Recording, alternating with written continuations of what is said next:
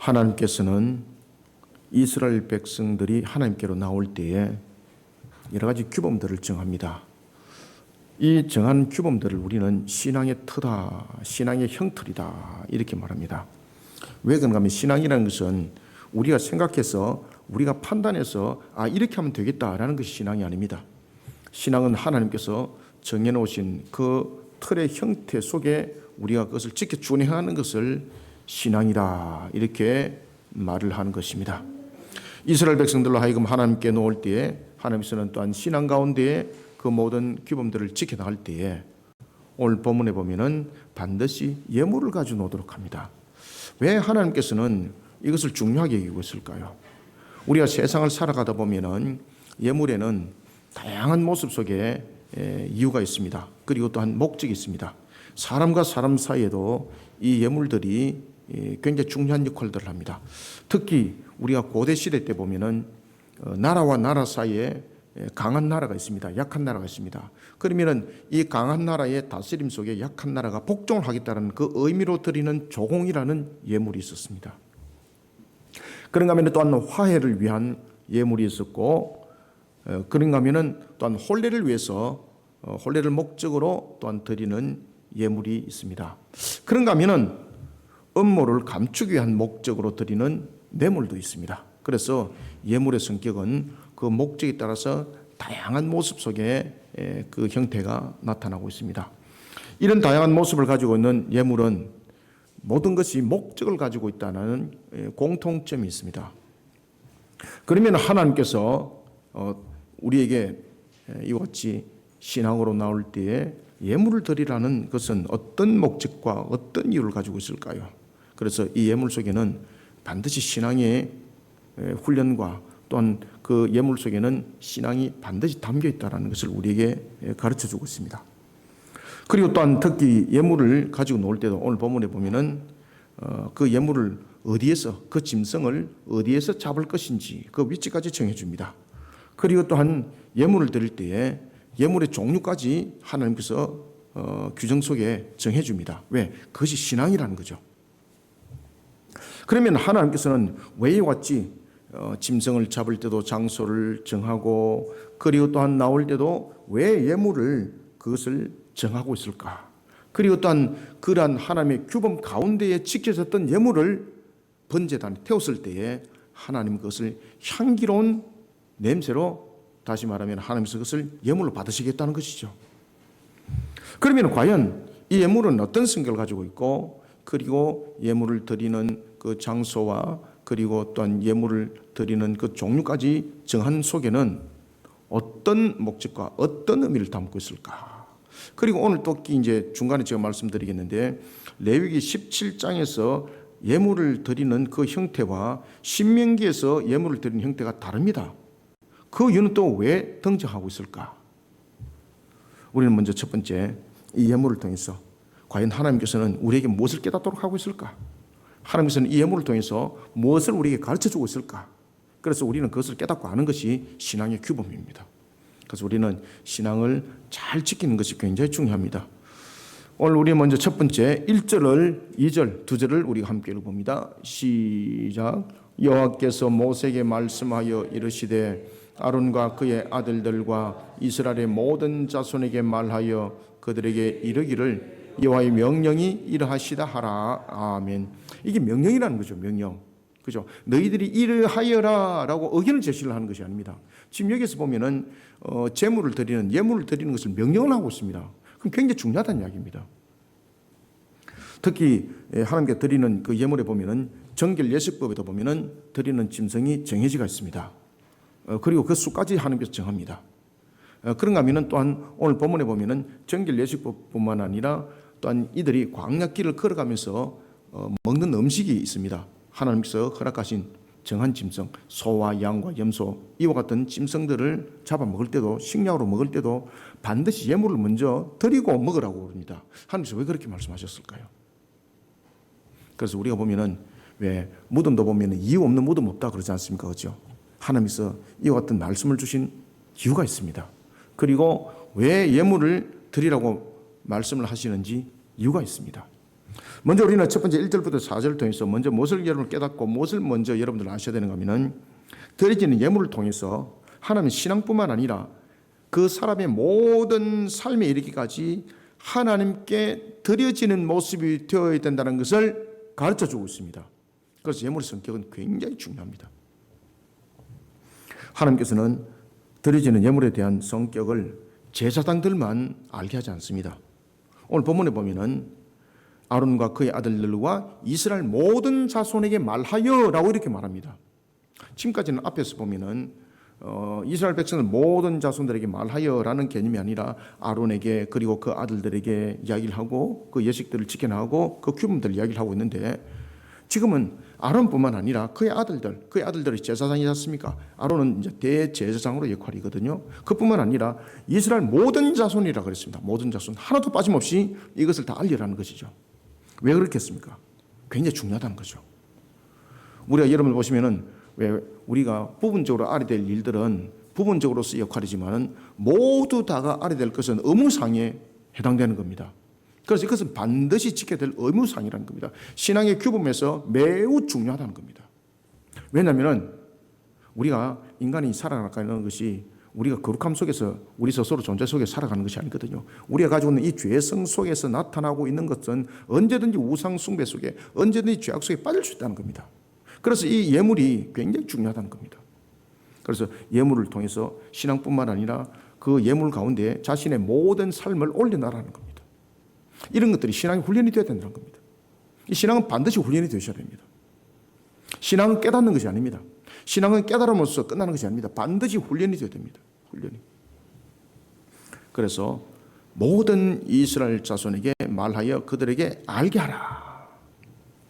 하나님께서는 드려진 예물에 대한 성격을 제사장들만 알아야 할 것이 아니라 이스라엘 백성 모두가 알도록 명하고 있습니다. 그 첫 번째는 정결법에 쓰임받을 짐승들을 정합니다.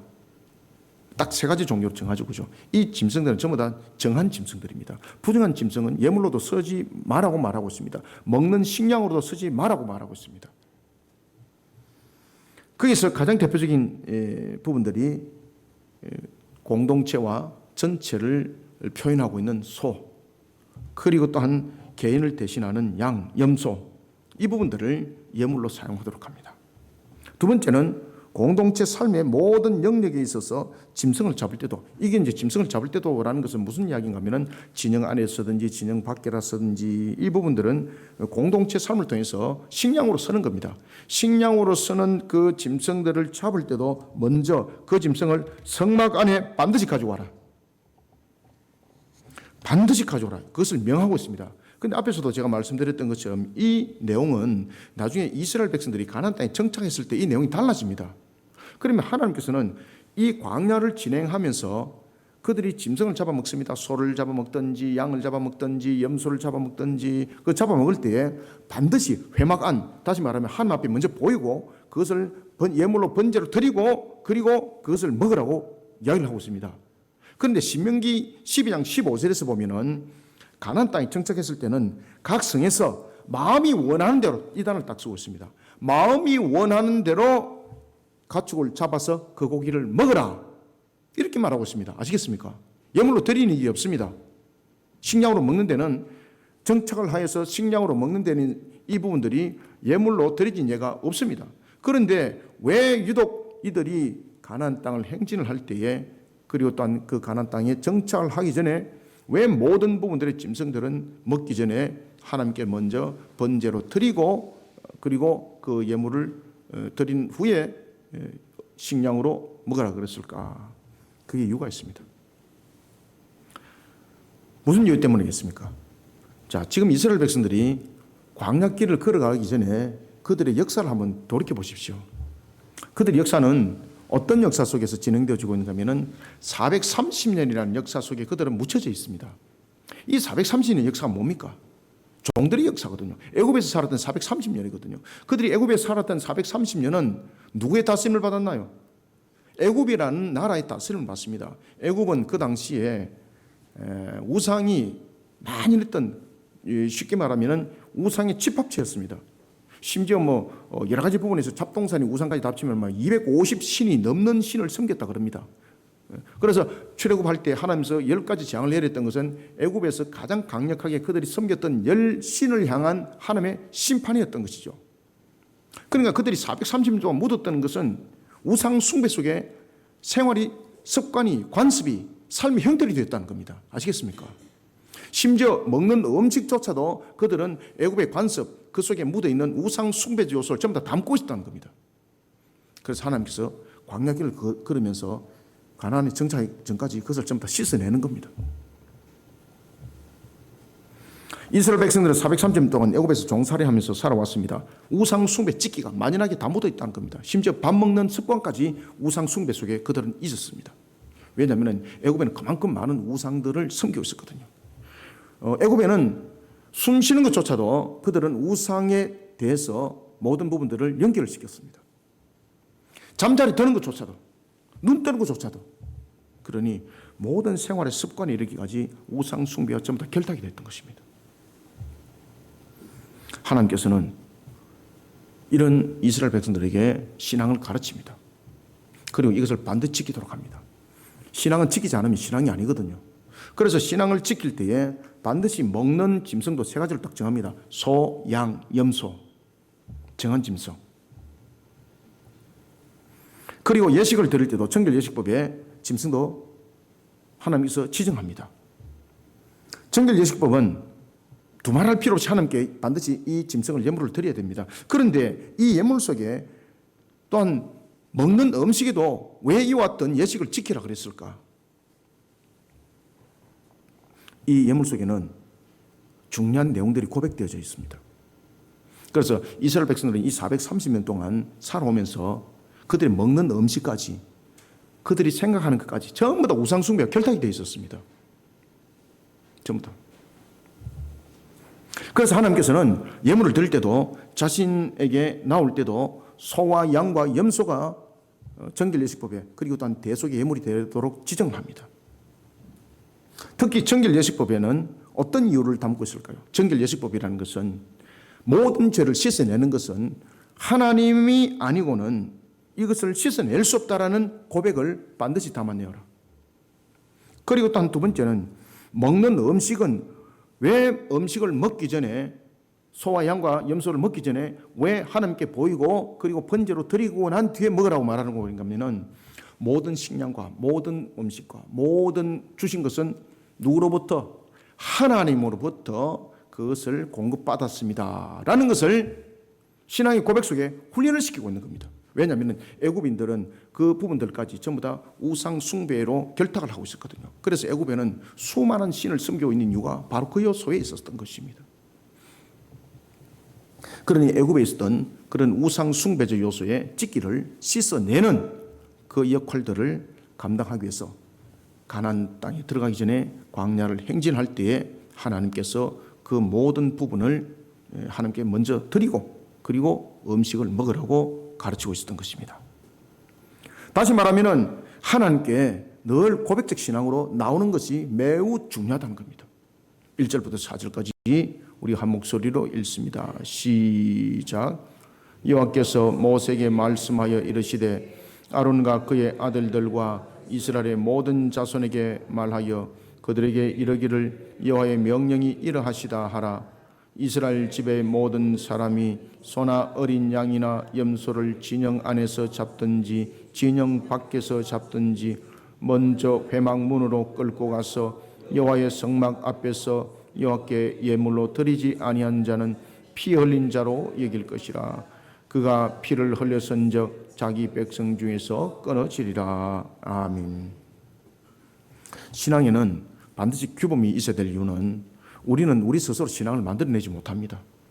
그리고 신앙은 반드시 하나님과 결부되어 있는 것입니다.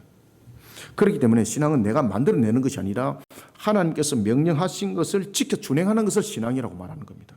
그래서 신앙은 우리의 판단이 아닙니다. 신앙은 우리가 알아서 판단해서 이렇게 하고 저렇게 하는 것이 아니라 신앙은 하나님께서 말씀을 주신 대로 그 규범대로 반드시 지키는 겁니다. 그 속에 은혜가 있습니다. 아시겠습니까? 하나님께 드리는 예물을 통해 이방인들이 드리는 우상 숭배에 근본적인 것이 무엇인지 지금 가르쳐주고 있습니다.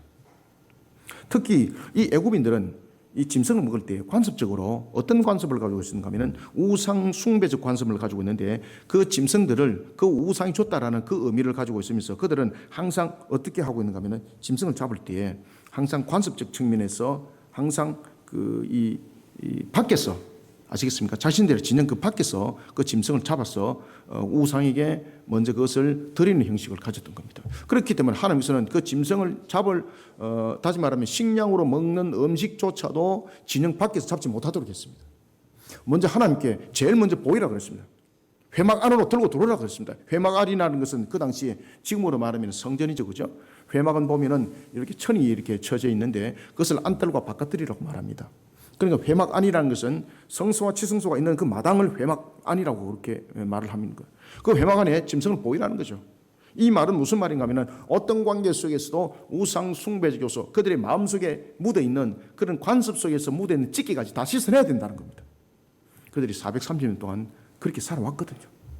그러니까 자신들은 430년 동안 살아오면서 하나님을 향한 신앙이 무엇인지, 그리고 그들은 관습 속에서 살아오는 것은 전부 다 행위적 측면에서 우상을 숭배하는 모습 속에서 그들의 형태였습니다. 숨쉬는 것조차도 그들은 우상 숭배 요소에 담겨 있었습니다. 그러니 하나님께서 신앙이라는 것은 하나님께서 가르쳐 줌이거든요. 그것을 명하여서 그것을 지키라는 겁니다. 의무상이라는 겁니다. 애굽에서 행했던 우상 숭배의 관습, 당시 회막 밖에서 짐승을 잡는 행위는 바로 당시의 우상 숭배 속에 그 신에게 드림이 되는 것이었거든요. 그래서 그들은 관습처럼 짐승을 먹을 때 회막 밖에서 짐승을 잡았습니다. 그러니까 하나님께서는 그러한 짐승을 잡을 때조차도 우상 숭배의 형태를 가지지 못하도록 규범을 딱 정해놓는 겁니다. 하나님께서는 말씀합니다. 우상 숭배의 관습을 그대로 담아내는 행위는 피 흘린 자로 여길 것이다. 피 흘린 자로 여긴다는 것은 뭔가 하면 죄를 용서받지 못했다는 겁니다. 피 흘린 자로 여길 것이라는 것은 그는 살아남지 못할 것이라는 겁니다. 이 부분들이 신앙뿐만 아니라 모든 삶에 이르기까지 적용이 되어야 된다는 겁니다. 그래서 우리의 삶은 신앙이고 신앙은 곧 삶인 것입니다. 신앙뿐만 아니라 자신의 모든 삶에 이르기까지 하나님께 드리진 예물이 되어야 된다는 것입니다. 사랑하는 성도 여러분, 우상 숭배 가운데 놓이는 기복 신앙은 우리를 죽이는 요소가 됩니다. 왜냐하면 이미 우상 숭배와 결탁이 되어 있거든요. 그러니까 결국은 하나님을 대적하는 행위가 되는 겁니다. 그런 찢기를 다 씻어내야 됩니다. 평소 때는 아무것도 안 하다가 동지 섣달만 되면은 동지 날에 팥죽거리 먹는 그 일들, 이게 우상 숭배 속에 가는 겁니다. 이런 찢기들, 우리의 가지고 있는 그 관습들 전부 다 우상 숭배거든요. 그걸 다 씻어내라는 거예요. 그것을 씻어내지 않으면 복이 되지 않는다는 겁니다. 왜 그런가 하면 화복의 주관자 결국 누굽니까? 하나님이시거든요. 지금 그걸 가르치는 거예요. 430년 동안 그들이 얼마나 이런 찢기 속에 묻어 있겠습니까? 그렇죠?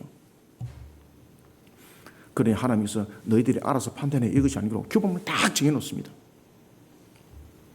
우리가 살아왔던 과거를 한번 회상해 보십시오. 우리의 조상들의 모습을 회상해 보십시오. 전부 다 우상 숭배적 삶의 형태이지 않습니까? 그렇죠?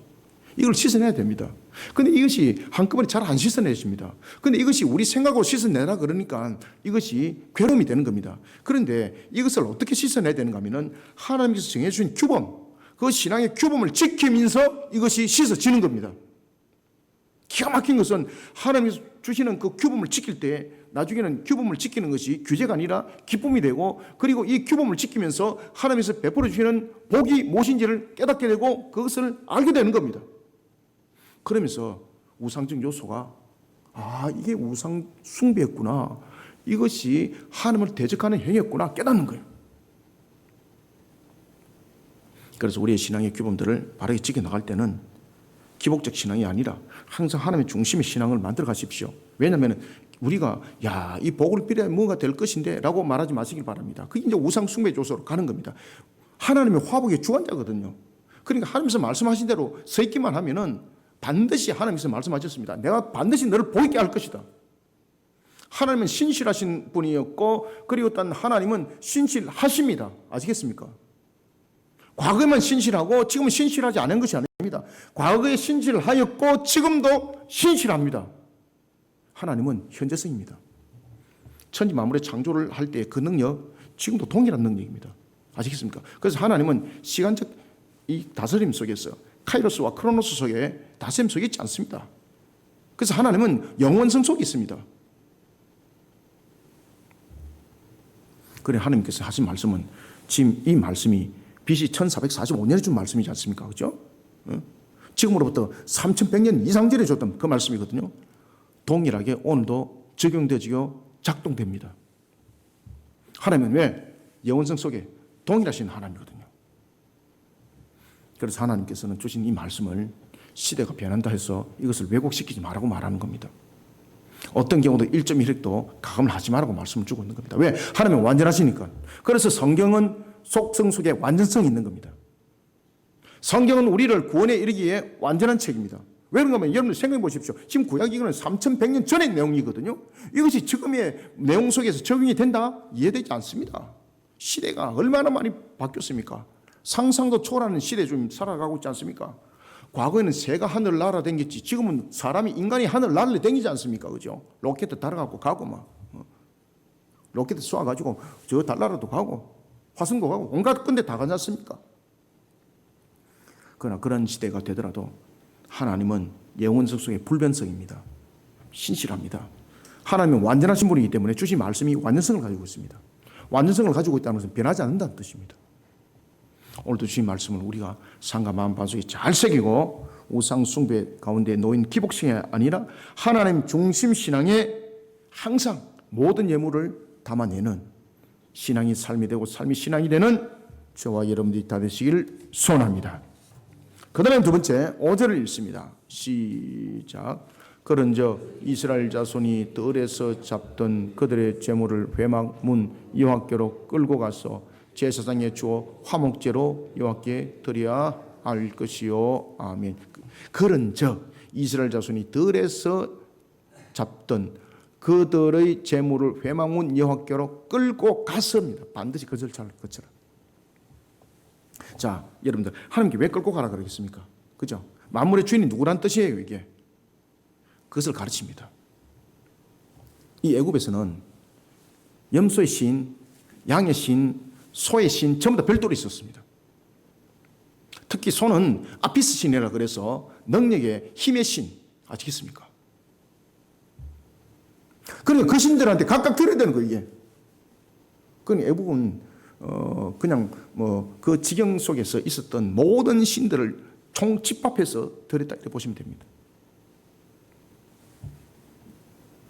그들에게는 각각의 주인이 있었습니다. 양의 주인으로서 신, 염소의 주인으로서 신, 소의 주인으로서 신, 그 다음에 물의 신으로서의 신이 별도로 다 있었습니다. 하나님께서는 가르칩니다.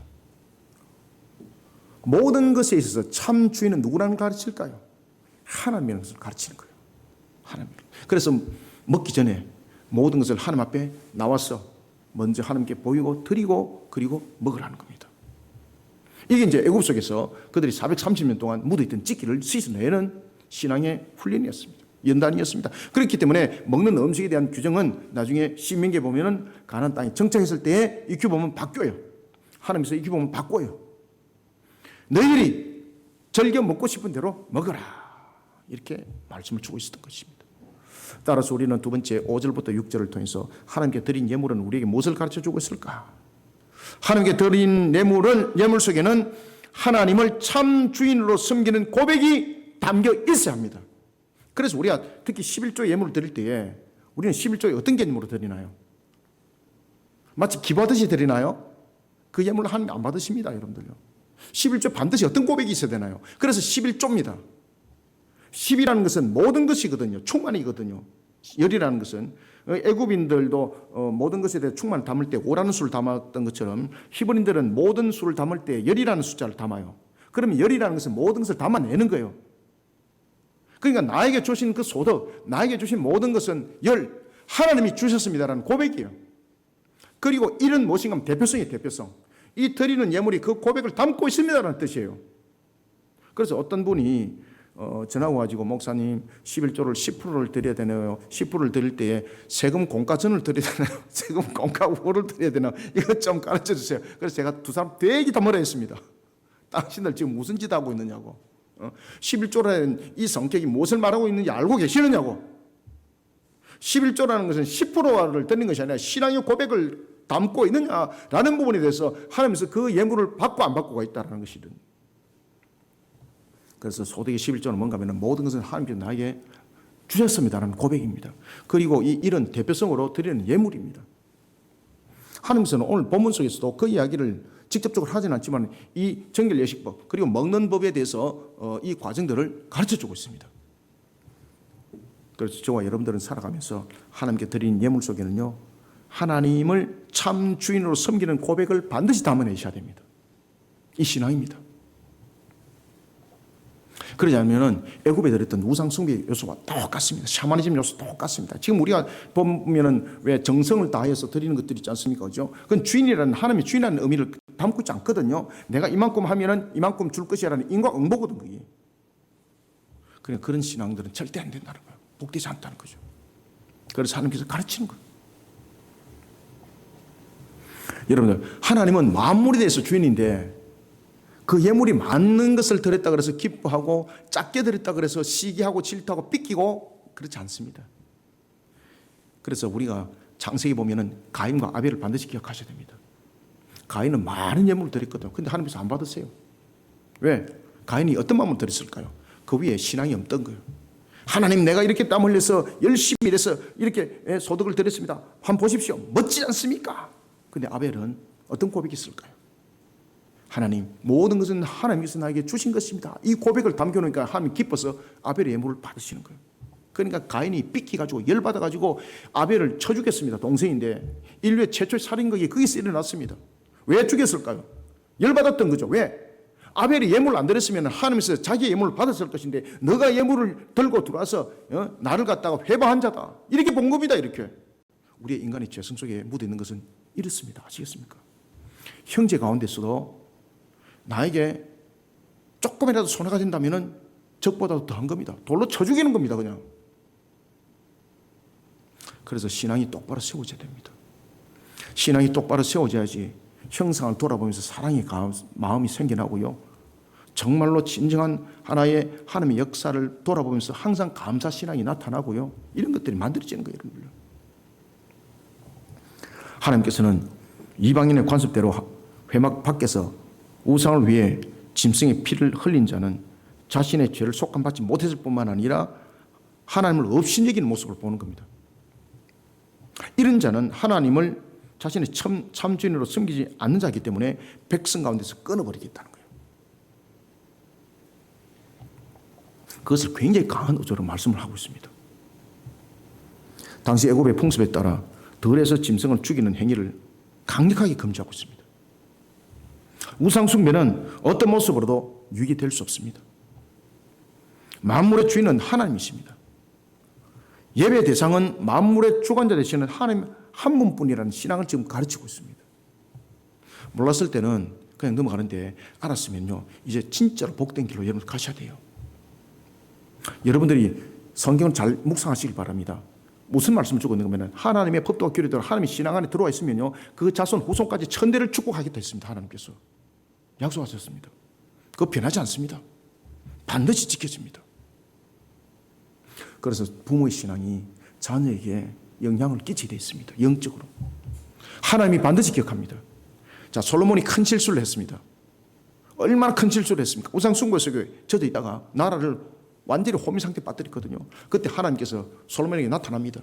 환상 속에서 나타납니다. 무슨 말씀하신가 하면 이런 말씀합니다. 내가 너의 아버지 다윗이 아니었다면 너 당장 날려버렸다. 너 당장 죽여버렸다. 내가 너의 아버지 다윗과 약속한 것. 그로 인해서 내가 나라를 둘로 나눌 때 남쪽은 여전히 너에게 주겠다. 아시겠습니까? 신앙 가운데 바로 세워진다는 것이 굉장히 중요합니다. 다윗도 얼마나 실수를 많이 했습니까? 근데 다윗은 항상 회개 신앙 속에서 자신의 신앙을 바르게 만들어 갔거든요. 그러니까 하나님께서 그 다윗을 축복하는 겁니다. 특히 사무엘하 7장의 축복에 보면 다윗이 하나님을 하나님, 그러니까 내가 왕이지만은 나 위에 왕이 있는데, 유일한 왕이 있는데 그분이 하나님이시다. 이런 강력한 신앙의 고백 속에 그가 성전을 짓기를 원할 때 하나님이 그것을 기뻐 받으십니다. 그 신앙을 기뻐 받으시고 다윗의 후손까지 축복해버려요. 어떻게? 그 왕권이 영원히 보존될 것을 축복합니다. 부모의 신앙이 후대에 영향을 끼칩니다. 신앙을 잘 만들어 가시길 바랍니다. 저와 여러분들이 신앙의 믿음의 아브라함이 되어야 합니다. 우리 집안에는 불신 가정으로 참으로 살아온 역사를 돌이켜보면 복받을 짓은 아무것도 안 했습니다라고 할지라도 여러분들이 핵을 끄시길 바랍니다. 여러분들이 아브라함이 되시면 하나님께서 그 후손까지 천대 복을 주십니다. 우상 숭배는 그러나 어떤 관계에서도 유익을 주지 못합니다. 만물의 주인은 하나님이거든요. 예배 대상은 만물의 주관 되시는 하나님 한 분뿐이거든요. 그러니 출애굽기 20장 3절에서 보면은 하나님께서 십계명을 줄 때에 그 가운데 제1계명과 제2계명을 잘 보시길 바랍니다. 제일 먼저 신앙을 가르칠 때 두 돌판에 새기는 말씀을 줄 때에 제일 먼저 어떤 말씀을 주시는가 하면 나 외에는 어떤 신도 네게 두지 마라. 왜냐하면 하나님 외에 다른 신은 존재하지 않기 때문입니다. 그러면 하나님 외에 우리가 신처럼 여기고 있고 존재하는 것은 결국 뭔가 하면 마귀를 향한 우리의 마음이 뺏김입니다. 그러니 두 번째 제2계명에서 어떤 우상도 만들지 마라. 하늘의 새로도 만들지 말고 그리고 땅의 짐승으로도 만들지 말고 그리고 바다의 물고기로도 어떤 형상도 만들지 마라. 하나님께서는 모세를 통해서 이것을 명하셨습니다. 하나님께서는 또한 모세를 통해서 명합니다. 제물을 여호와께로 끌고 가서 제사장에게 주어 화목제로 여호와께 드리도록 합니다. 그리고 제사장은 짐승의 피를 회막문 여호와 제단에 뿌리고 그 기름을 불사르라고 하고 있습니다. 이것이 여호와께 향기로운 냄새가 될 것이라고 말씀합니다. 이 명령에 순종할 것을 강력한 의조로 하나님께서 말씀하시면서요, 거기서 끝내지 않습니다. 이 강력한 의조 속에는 무엇이 있는가 하면 하나님의 은혜가 담겨져 있습니다. 그래서 여러분들요, 정말로 여러분 복받기를 원하시면 하나님께서 말씀하신 그 신앙을 잘 지키십시오. 신앙을 지키는 그 순간 내가 지금 복을 받고 있는 겁니다. 이걸 반드시 인식하시기 바랍니다. 제가 왜 신앙 가운데 살아가면서 제 몸부림을 치겠습니까? 아시겠습니까? 그게 제가 복받는 길입니다, 여러분들요. 목사님 진짜 재밌게 사는 건데 안 그렇습니다, 여러분들요. 저희 여러분들보다 더 재밌게 살고 있습니다. 삶이 제 형태로 재미없을 것 같습니까? 하나님과 영적 교제 속에서 어마어마한 일들을 합니다. 아시겠습니까? 그러니까 제가 영적으로 건강한 거예요, 여러분들요. 그러니까 보약 안 먹어도 건강한 거예요. 뭐 건강하지 않고 뭐 2달에 한 번씩 병원에 가도만요, 이런. 그거하고 달라요, 여러분들요.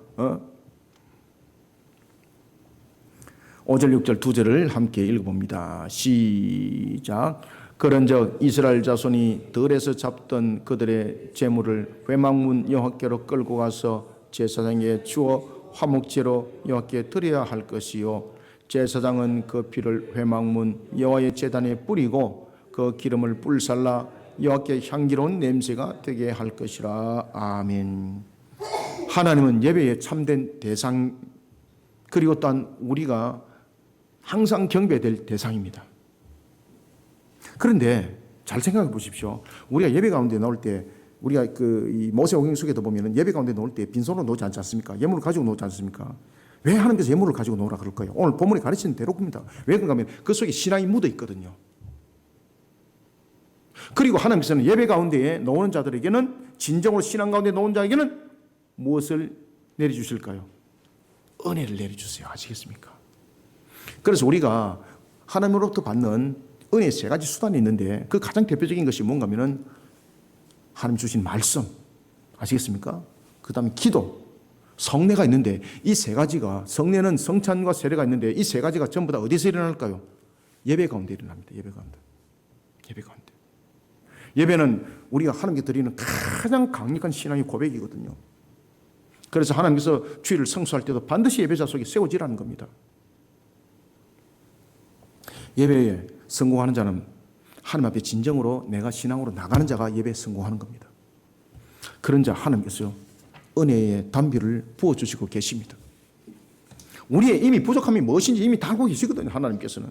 근데 내가 신앙이 잘못됐을 때는 늘 나의 부족을 바라보면서 기복적 신앙 속에 비나이다 이렇게 하는데, 이제 신앙이 성장하다 보면은 하나님께서 명하신 그 말씀을 지켜 준행한 속에 하나님의 나라의 확장을 위해서, 다시 말하면은 선교적 비전을 가지고 나간다. 그러면 내가 비는 복은 과연 내가 부족한 것은 그러면 어떻게 해결할까? 아닙니다. 하나님 우리의 부족함을 이미 다 알고 계십니다. 그래서 하나님께서 말씀하시기를 먼저 너희들이 구할 것은 너의 필요를 구하는 것이 신앙이 아니다. 하나님의 뜻을 구해라. 그 속에 강력한 역사가 있다. 그러니 먼저 너희들은 그의 나라와 그의 의를 구할 때에 하나님은 우리의 필요함을 아시는 하나님, 우리의 부족함을 아시는 하나님, 모든 걸 채워주십니다. 그러니까 우리가 어떻게 복을 받는지를 잘 아셔야 되는 겁니다. 참예배자들 되시길 바랍니다. 참예배, 그리고 단 참예배가 하나님께 드리는 예물 속에 담겨져 있습니다. 그 예물 속에는 하나님을 참 주인으로 섬기는 고백이 올려져 있기 때문입니다. 그러니 하나님께서는 이 예물을 기뻐할 수밖에 없는 겁니다. 드려진 예물의 고백적 신앙 속에 오늘도 하나님으로부터 은혜로 응답받는 우리 성도들이 다 되시기를 소원합니다. 마지막으로는 7절을 읽습니다. 시작. 그들은 전에 음란하게 섬기던 순념소에게 다시 제사하지 말 것이니라. 이는 그들이 대대로 지킬 영원한 규례니라. 아멘.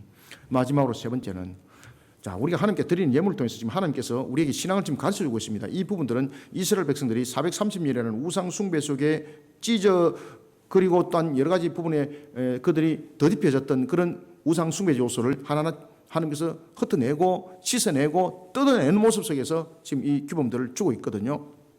이 속에서 또한 대표적인 것은 뭔가 하면 드려진 예물 속에서 반드시 기억해야 됩니다. 오늘 본문에도 보면은 전에 음란하게 섬기던 순념소를 다시 제사하지 마라. 이게 뭔가 하면은요,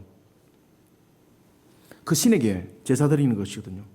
염소면 염소신, 양이면 양의 신, 소면은 소의 신, 그런 부분들이 전부 다 개별 신들에게 드리는 것입니다. 여기서 하나님께서 말씀하십니다. 다시는 너희들이 음란하게 섬기던 순념소에게 제사하지 말라. 이건 무슨 말인가 하면 하나님 한 분, 예배의 대상은 오직 하나님 한 분. 다시 말하면 7절 통해서는 하나님께 드리는 예물을 통해서 우리에게 무엇을 가르쳐주고 있는가 하면, 하나님께 드리는 예물 속에는 오직 하나님 한 분만을 섬기겠습니다라는 고백을 반드시 담으시길 바랍니다. 그래서 우리가 보면은 물질이 있는 곳에 사실은 마음이 있다 그러지 않습니까? 그렇죠? 물질이 있는 곳에 마음이 가거든요. 그 예물 속에 무엇을 담아야 됩니까? 신앙을 반드시 담으셔야 됩니다. 드리는 예물 속에 오직 예배의 대상은, 내가 섬길 분은 오직 하나님 한 분뿐입니다라는 고백이 이 예물 속에 담겨져 있어야 됩니다.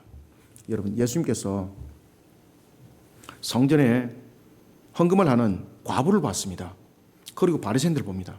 바리새인들은 그 당시에 이 헌금함들이 다양하게 구성되어 있었습니다.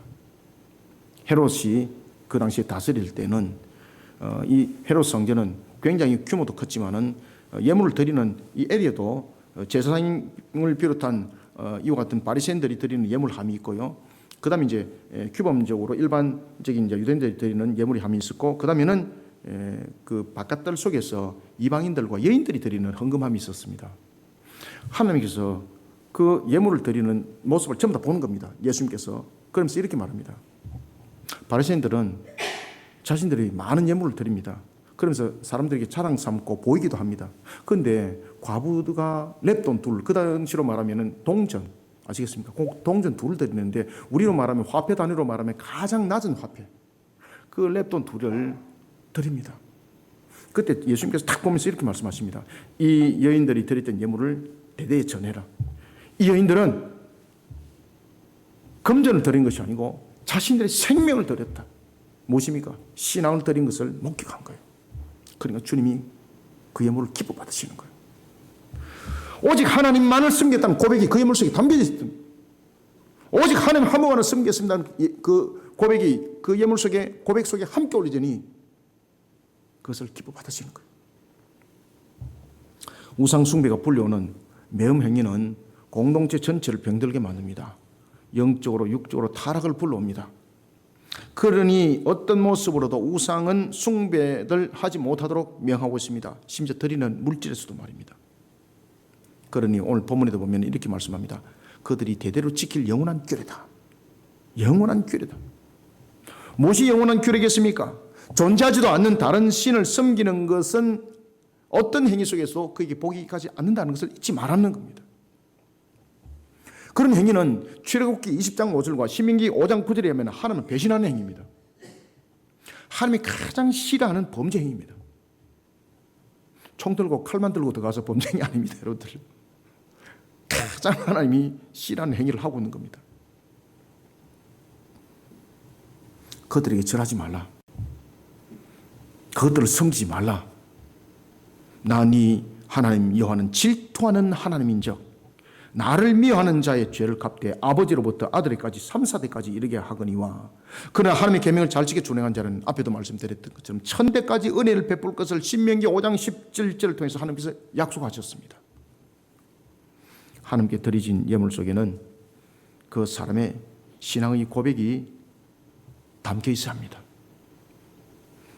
그러니 다시는 우상을 숭배하는 제사를 드리지 말라고 명하고 있는 겁니다. 본문은 말합니다. 전에 음란하게 섬기던 순념소에게 다시 제사하지 말 것이니라. 아멘. 하나님을 향한 진정한 신앙의 고백이 담긴 예물은 더 이상 과거처럼 우상을 숨기지 않겠다는 고백이 함께 올려져 있습니다. 하나님께서는 예물을 통해 그 고백을 함께 받고 기뻐합니다. 7절을 함께 읽읍시다. 시작. 그들은 전에 음란하게 섬기던 순념소에게 다시 제사하지 말 것이니라. 이는 그들이 대대로 지킬 영원한 규례니라. 아멘. 사랑하는 성도 여러분, 하나님께 드려진 예물에 우상의 요소가 담겨 있으면 복이 되지 않습니다. 하나님께 드리는 예물 속에는 반드시 하나님 한 분만을 섬기겠습니다라는 신앙의 고백이 올려져야 합니다. 교육장에서도 보면은 한 달에 11조만 1억씩 내고 이러면은 얼마나 좋습니까? 그죠? 근데 그분이 11조를 한 달에 1억을 할 때 신앙이 올려지지 않고 내가 이렇게 많은 액수를 드리고 있어요. 사람들이 나를 보고 존경하십시오. 하나님께서 전부 다 박탈시켜 버립니다. 그 예물을 하나님 안 받습니다, 여러분들. 안 받습니다. 항상 예물이 드려진 이유는 뭔가 하면 하나님께서 그 액수를 받겠다는 것이 아니라 신앙으로 나오라는, 예물 속에 신앙을 담아라는 겁니다. 그래서 랩돈 둘을 드렸든 동전 둘을 드렸든 그 과부는 생명을 드렸다고 말하지 않습니까? 신앙을 드렸다는 것이거든요. 그러니까 하나님께서 기뻐 받으시는 거예요, 여러분들요. 신앙의 고백을 반드시 올려놓으시길 바랍니다. 맞다고 하늘에서 음성도 내려오고. 이런 예물이 신앙의 예물이 되고 이런 신앙의 예물을 하나님은 기뻐한다는 것을 잊지 마시길 바랍니다. 말씀을 맺습니다. 하나님께 드려진 예물에는 숨길 수 없는 그 사람의 마음이 새겨져 있습니다. 그러니 드리는 예물이 가지고 있는 성격은 매우 중요합니다. 에스겔서 11장 5절은 증가합니다. 여호와의 말씀에 이스라엘 족속아 너희가 이렇게 말하였도다. 너희 마음에서 일어나는 것을 내가 다 아느니라. 아멘. 다 알고 있습니다, 하나님이. 하나님께 예물을 드리는 것은 매우 중요합니다. 예물은 그 사람의 신앙을 표현하고 있습니다. 이때 반드시 예물을 물질로 드리지 마십시오. 예물에는 반드시 세 가지 모습이 담겨져 있어야 됩니다. 첫 번째, 자신의 모든 삶이, 자신의 모든 신앙이 고백적으로 이 예물 위에 담겨져 있어야 합니다. 하나님이 모든 것을 나에게 허락하셨습니다. 오늘도 하나님께서 나에게 이루어주심을 감사합니다. 이런 고백적 신앙들이 예물 가운데 반드시 담겨져 있어야 됩니다. 두 번째는 하나님이 자신의 참 주인이라는 고백이 반드시 담겨져 있어야 됩니다. 그리고 세 번째는 오직 하나님 한 분만을 섬기겠다는 신앙의 고백이 예물 가운데 반드시 담겨져 있어야 됩니다. 그래서 예물이 신앙인 겁니다. 하나님이 기뻐하시는 것. 여러분들이 하나님께 예물을 드렸는데 계산기가 두드리지 않습니까? 내가 11조를 드리면 내 재정에서 마이너스가 얼마나 나고 두드리잖아요. 그죠? 그럼 하나님은요, 슈퍼컴퓨터보다 더한 거하고 계산합니다. 제가 이제 개척한 지 14년 됐지 않습니까? 그죠? 지금 만 14년 되거든요. 제가 원래 이곳에 오려고 하지 않았습니다. 가장 오기 싫었던 지역이 이 지역이었습니다. 해운대 지역은 다시는 오지 않을 것이다. 그리고 제가 이제 그 개척 가려고 경기도 쪽으로 원래 이제 그 가려고 제가 이제 배낭을 메고 경기도 그 시와오 있는 쪽으로 순회를 이미 다 했습니다. 제가 개척하려고 갔는데 와 전부 다 아파트가 다 들어서고 제가 깜짝 놀랐습니다. 교회가 슈퍼마켓보다 더 많아요. 1층의 교회, 2층의 교회, 3층의 교회, 그 맞은편의 교회, 한 골목에 교회가 한 10개가 있는 거예요. 와, 제가 충격을 받았습니다. 이거 도대체 뭐 하자는 거야, 이거?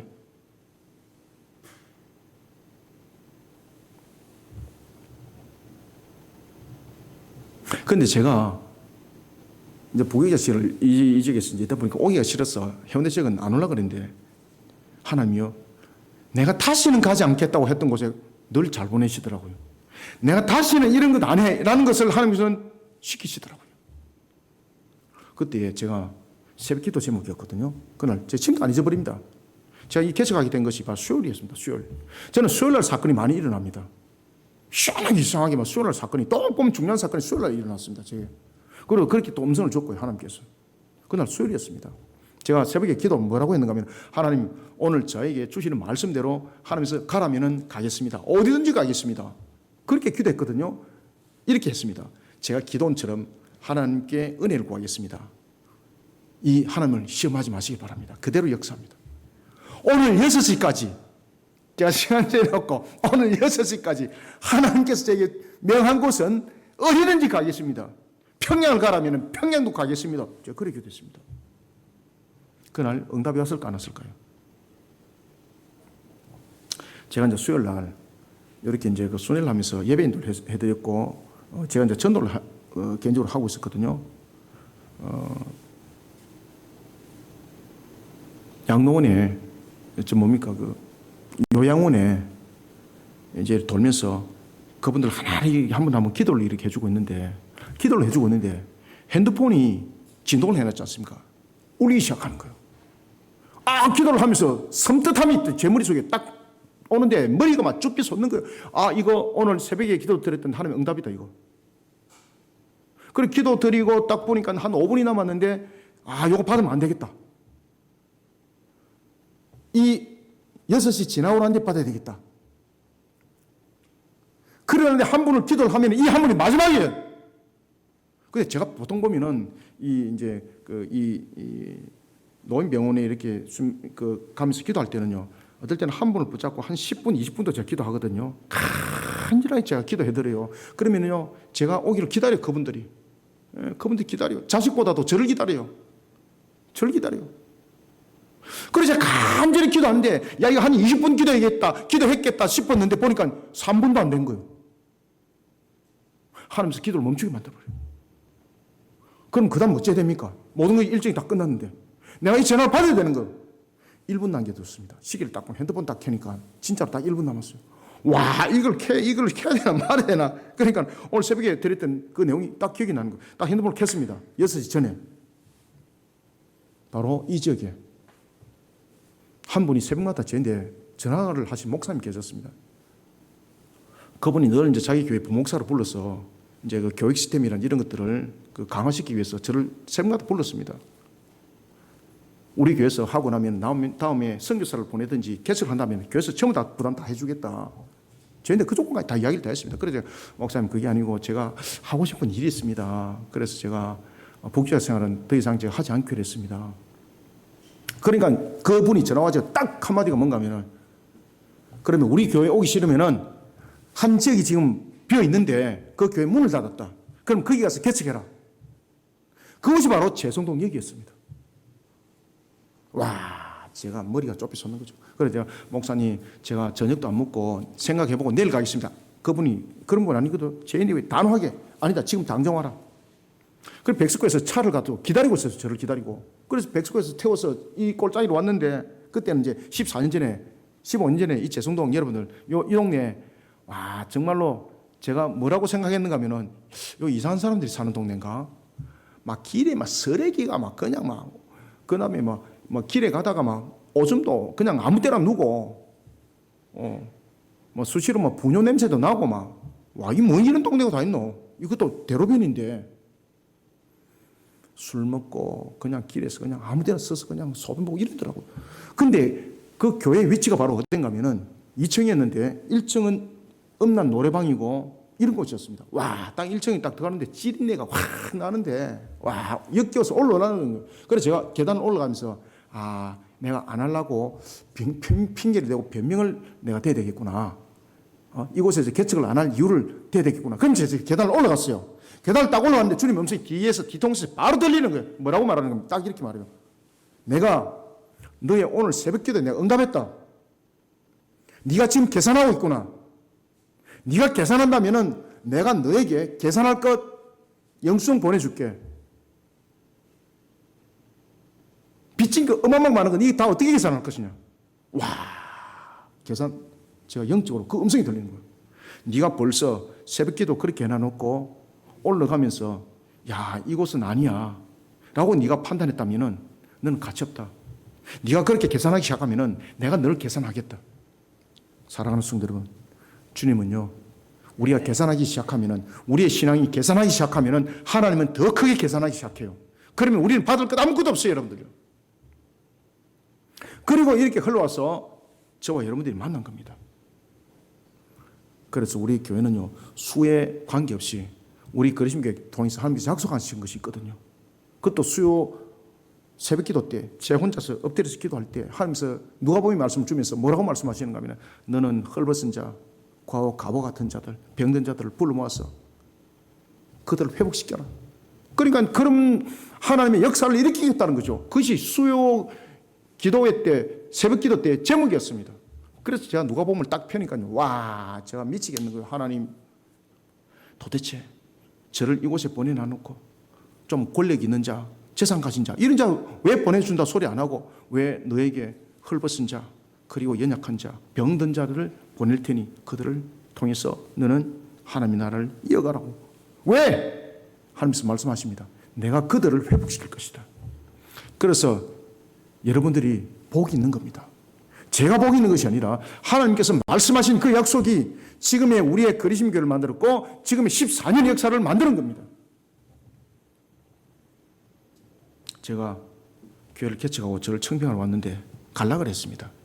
그런데 하나님이 저를 붙들어서 가지 못하게 하더라고요. 와, 제 입에서 가겠습니다 말이 안 나와요.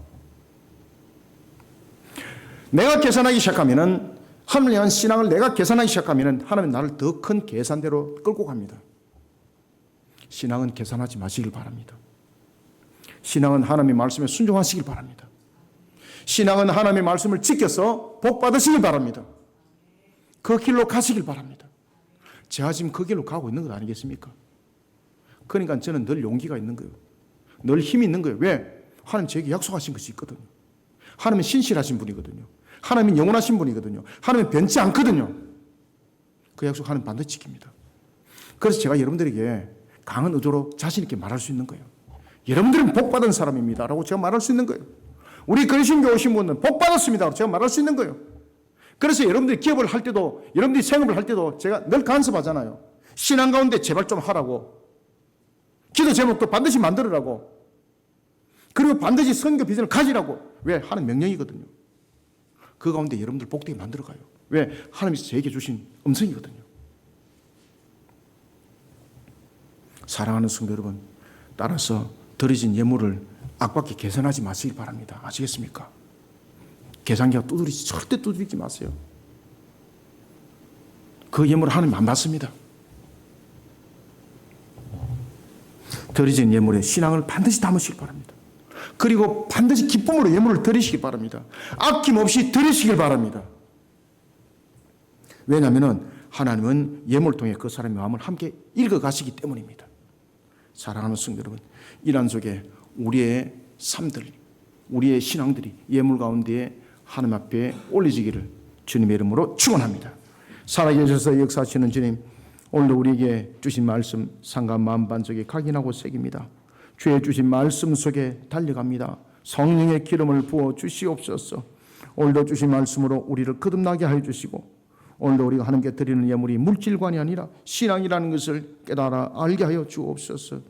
가인의 물질관이 아니라 아벨의 신앙이 우리의 예물 속에 담겨져 있음을 고백합니다. 이런 가운데 우리 모든 성도들이 달려갈 여정의 걸음들도 주의 능력 가운데 세워주시고 주님의 은혜 장주에 붙들어 주시옵소서. 우리 성도들이 행하는 생업터, 직장과 사업장 모든 속에 기도 제목이 있습니다. 하나님 앞에 은혜를 구하면서 각 사업체마다 기도 제목이 3가지 또는 5가지로 우리가 올려놓고 함께 기도하고 있는 이유도 바로 이러한 연고 속에 있습니다. 그러하오니 우리 모든 성도들 사업장과 기업장, 생업터를 주님께서 은혜롭게 하여 주시고 신앙으로 만들어 주님의 결실 맺는 감람나무, 무화과나무, 포도나무 되게 하여 주시옵소서. 오늘도 부족한 종이 증가한 것이 사람의 소리로 끝나지 말게 하여 주시옵고 성령의 음성이 되게 하여 주시며 하나님의 권세와 권능이 우리 성도들 속에 임하게 역사하여 주옵소서. 이미 우리 성도들 심령을 옥토바스로 읽어놨음에 주신 말씀이 하나님의 능력으로 효력으로 일어나게 하여 주옵소서. 오늘도 복된 말씀으로 일어나기를 소망하며 예수님의 이름으로 기도드립나이다. 아멘.